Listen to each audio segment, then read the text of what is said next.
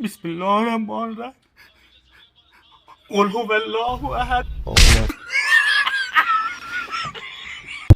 جينا اليوم لقينا الارض محروته بالقوه يعني ومحروته بالليل كحرته بالليل.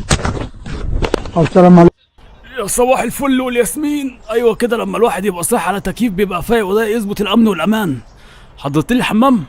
طب جاهز الفطار وهتقول على اوضه المراقبه عشان اراجع الكاميرات واشوف لو حصل اي اختراق امن للفيلا ليله امبارح واحنا نايمين.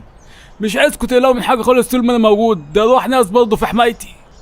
على فكرة هو ممكن المية تتاكل، بس ازاي؟ لو انت مثلا لو جمدنا المية في الفريزر وبقت تلج وتقعد تقرقش التلج يبقى المية بتتاكل ولا لا؟ انا اثبتت لكم النهارده نظرية اينشتاين ذات نفسه ما يعرفهاش عشان تعرفوا، مش اي حد. انت بتخاف من مراتك؟ لا طبعا، اخاف منها ليه؟ ده انا طبخت وغسلت المواعين ونشرت الغسيل وكنست الشقه وخدت بالي من العيال. اخاف منها ليه بقى؟